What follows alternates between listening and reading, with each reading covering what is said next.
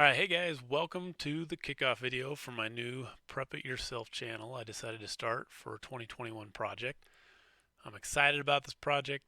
As you can see with the showing of gear before you, we've got a lot of things to cover in 2021 and beyond. So way excited, let's jump in.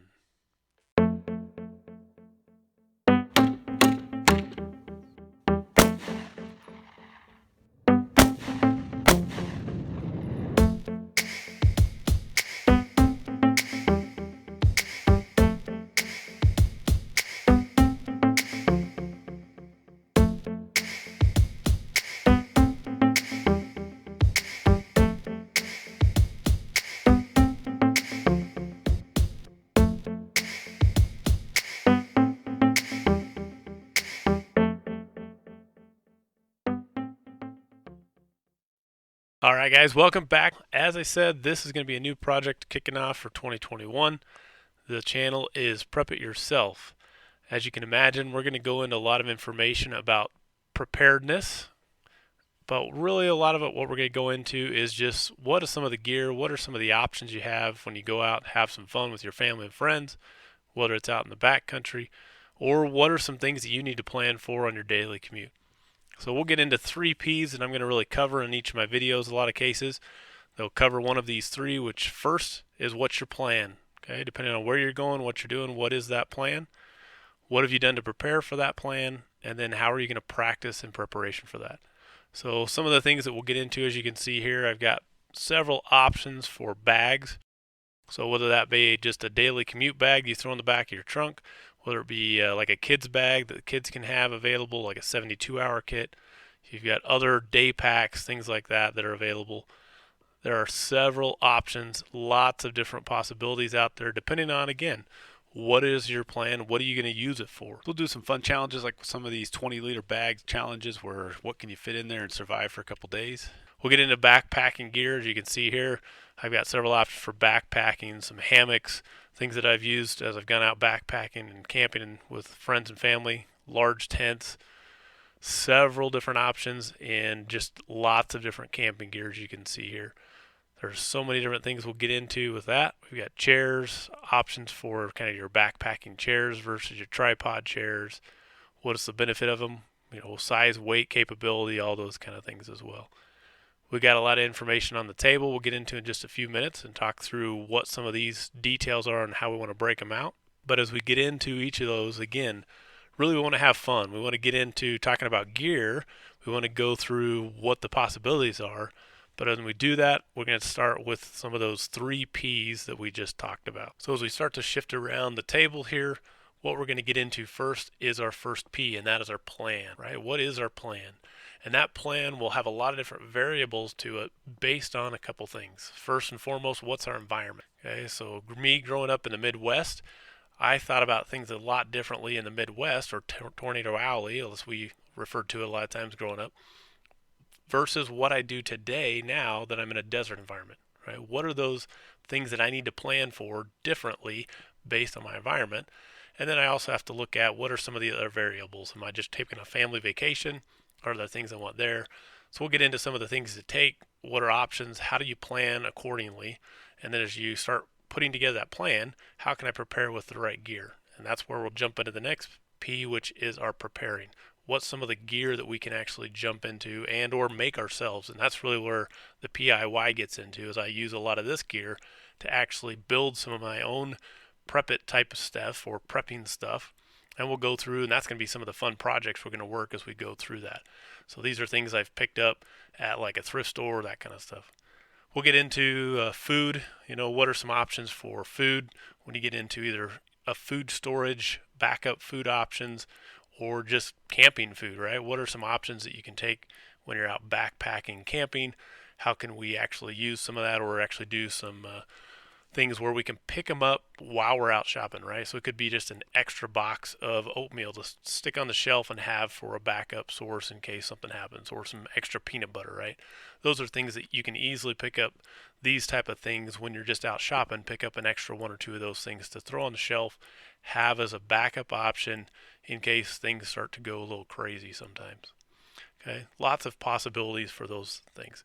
We get into, again, how would we do that from a long-term perspective versus starting with a couple weeks, right? Can I get a 2 weeks and that kind of stuff. We'll get into canning. What are some of your long-term food storage things? As you can see here, I've got some options for long-term food storage. Okay, then you've got some backpacking things. These are things more of, can I throw them in a 72-hour kit, or can I take these with me backpacking for more on-the-go type of quick, easy meals, things that we'll get into from that perspective. Communication options, whether it be radios for a family vacation or just other options for like National Weather Service, that kind of things. Next, we're going to get into some first aid kit options, some other little small carrying packs. So you get your store-bought first aid kits that you can get from Walgreens. And then I've got some larger kits that I've built out myself that we'll get into.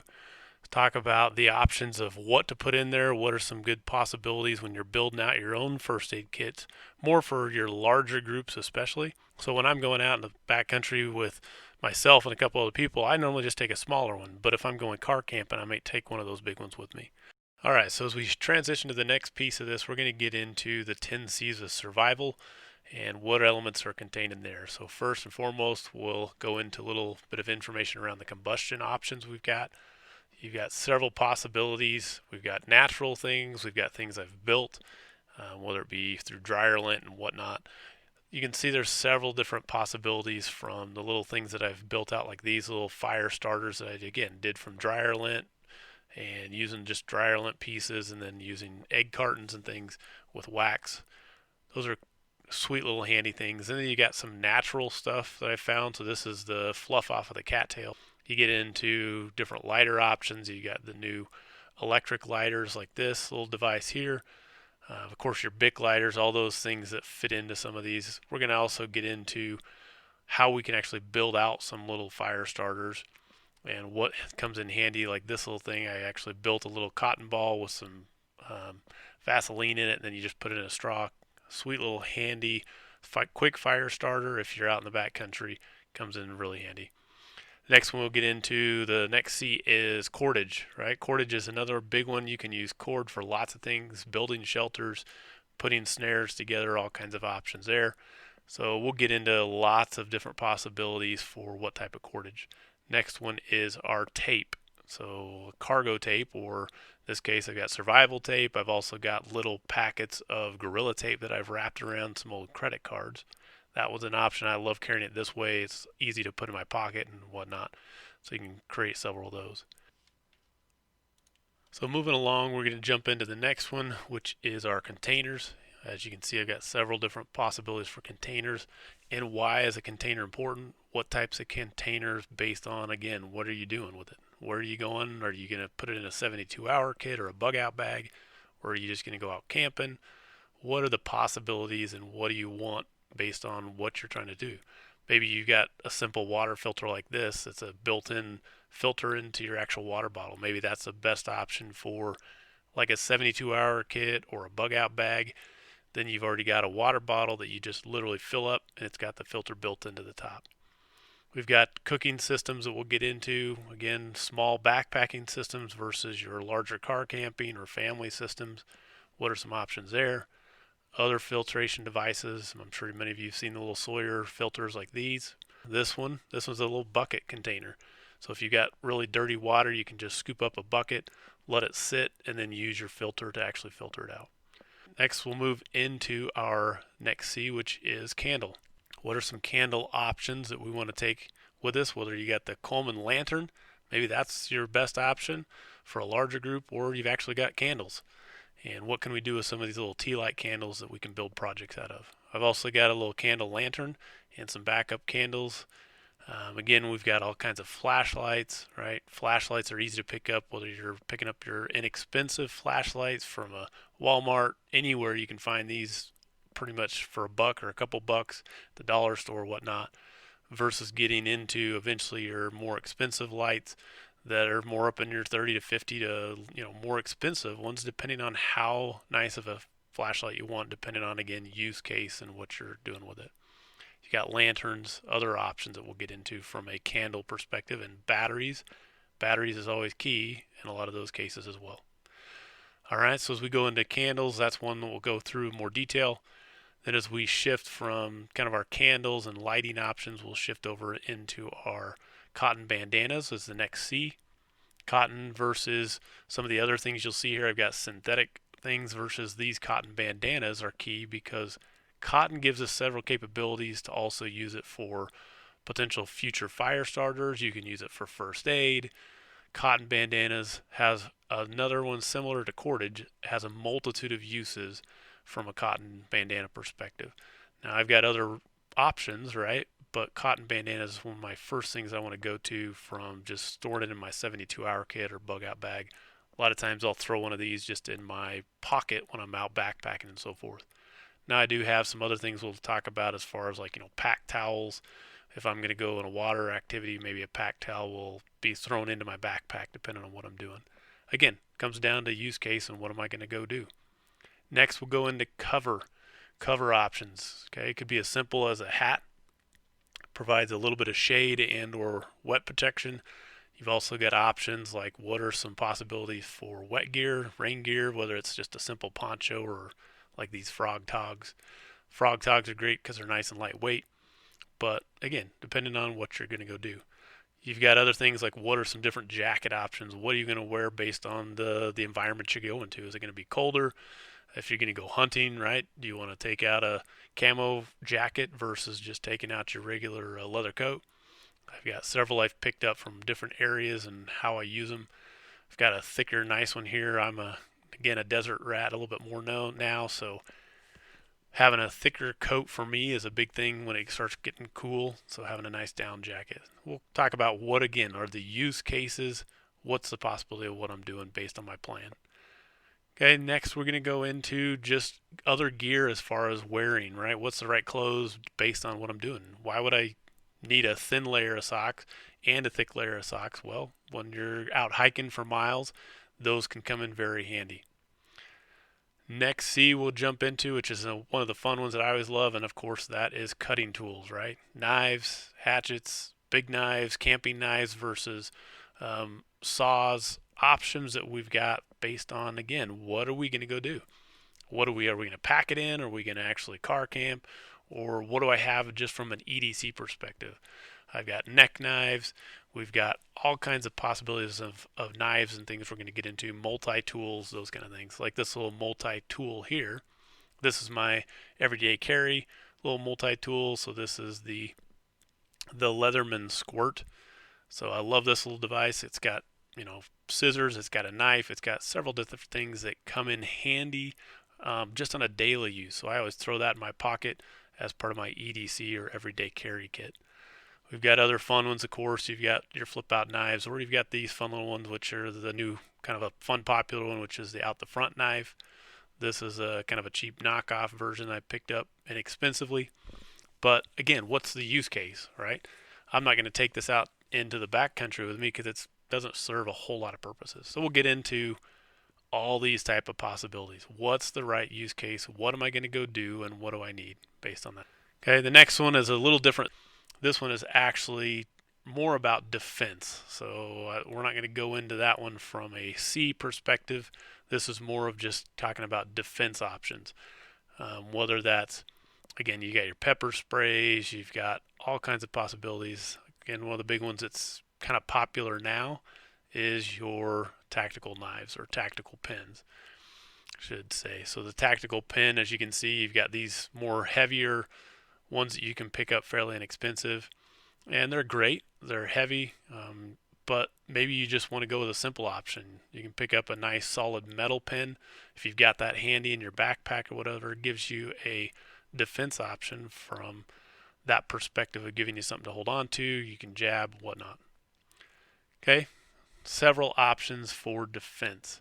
I've got this little bad boy. This was a fun one I picked up as a light, so it's a flashlight, but as you can see on the top, it also has some metal around it, so you've got options for either hitting, striking, but it also actually is a taser. Okay.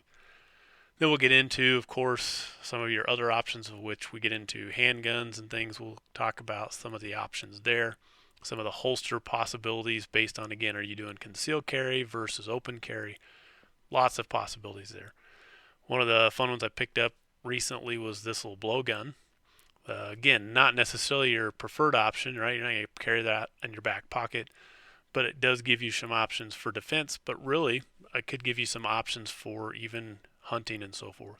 Similar to that as your, maybe your wrist rocket type of slingshots. I picked these up several times. We used to use these for possibilities. Even we had fun doing paintball with these one time when we were a little too cheap to be able to go buy paintballs. So possibilities there for using the slingshots. Other gears we get into it. You've got several things around, hunting gear, rifles, handguns, lots of possibilities that we'll show more as we get in around the table here. One of the things I started to get into a little more within the last couple of years is doing some archery. Okay, so I was able to pick up some different archery, different bows for my kids, as you can see here on the top. These are more bows for my kids to shoot and start to learn with, and then underneath I actually had my own bow. Now we get into, again, some of our firearm options. Okay. Again, you may not be interested in that, but I know there's a lot of guys that are, so we'll have some fun with that opportunity as well. And that gets into whether you're talking about your official firearms, like your larger hunting rifles, 308s, all the way down to your 22, or if you jump into your BB guns, right, or your air rifles / BB guns, right? I got a small BB gun there. We can look at what are the possibilities for use cases in that situation. If I'm going to go hunting, I don't necessarily need to go use a bunch of ammo when I can just use a BB gun or an air rifle for small game. Then I can save my ammo for other things when I'm using my actual rifles. We've got other things that we'll get into, of course, as we get into ballistics and what are the options for ammunition that I can. Right? Again, a BB gun, I can go buy 2,500 rounds of BBs for a couple bucks versus having to get into my larger ammo that cost me anywhere from $1 to $3 up to $10 a round, depending on how high I want to go in caliber, whether I'm going to reload, different things that we'll get into in some of those follow-up videos getting into ammo. Handguns, right? We'll talk about several options for handguns, whether it be your concealed carry versus other possibilities. Get into, again, ammo for that, particularly whether it's defense rounds versus practice rounds. I don't necessarily want to use defense rounds for everything, but again, I want to make sure that it loads and shoots through the particular guns, whether it be a full-size handgun or my, again, concealed carry gun. So as we start to look at other possibilities, and we'll continue to move forward into what about possible capabilities for plate protection, right? Whether that be from a home defense possibility, so that you're protected in case there's a home invasion type of situation, or if you're just out shooting with your buddies out in the desert or something, having that protection might be good in case there's an accidental discharge. Having some of that extra protection might be handy to have and use just in case there are those scenarios out there, right? So we go through a lot of this philosophy again. There are so many things we're getting into as we go into philosophy of use for all of these items we've just gone into. So we're going to cover so many different details on all these possibilities. We're going to get into, again, the 10 C's of survival.